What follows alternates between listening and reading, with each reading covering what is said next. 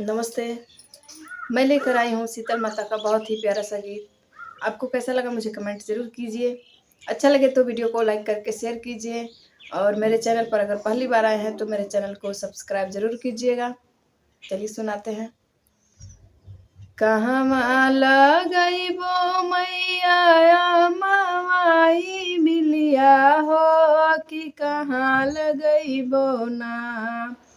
मैया निमिया के गछिया हो कि कहाँ लगइबो ना कहाँ लगइबो मैया मौलिया हो कि कहाँ लगइबो ना मैया निमिया के गछिया हो कि कहाँ लगइबो ना बगिया लगई है सेवकाया मवाई मिलिया हो कि दुअरे लगई है ना सेवकानी मिया के गछिया हो कि दुअरे लगई है ना बगिया लगई है सेवकाया मौलिया हो कि दुअरे लगई है ना सेवकानी मिया के गछिया हो कि दुअरे लगई है ना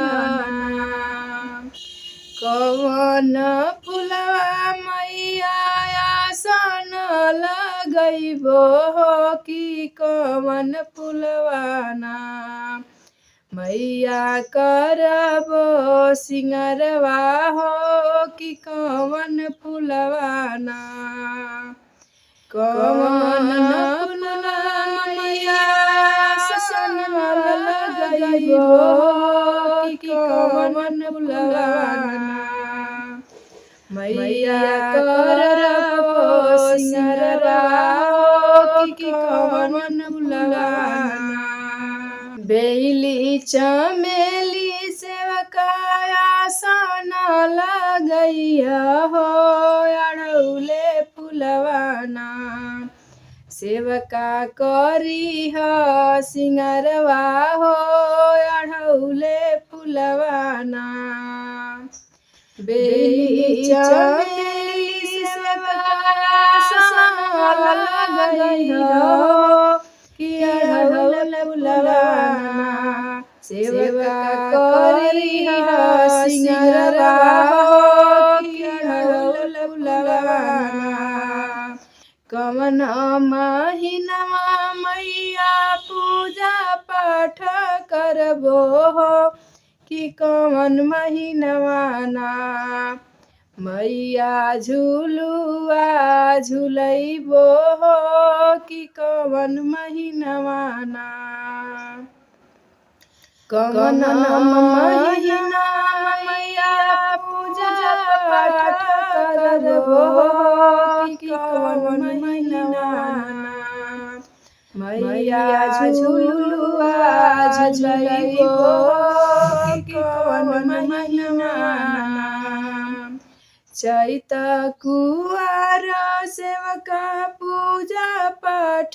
करिह हो कि सावन महीनवा ना सेवका झुलुआ झुलइह हो कि सावन महीना ना चैत कुआर सेवका पूजा पाठ करिह हो कि सावन महीना ना सेवका झुलुआ झुलइह हो कि सावन महीना ना कवन थरियवा मैया भोगवा लगइबो हो कि कवने लोटवा ना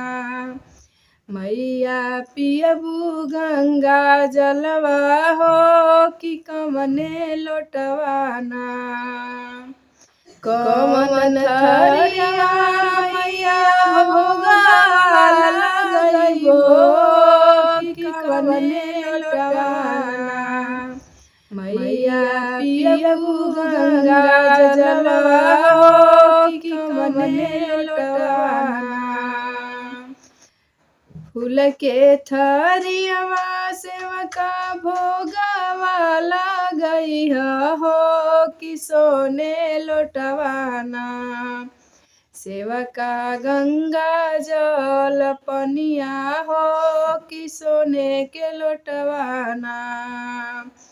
फूल के थरियवा सेवका भोगवा लगई हो कि सोने के लोटवाना। सेवका गंगा जल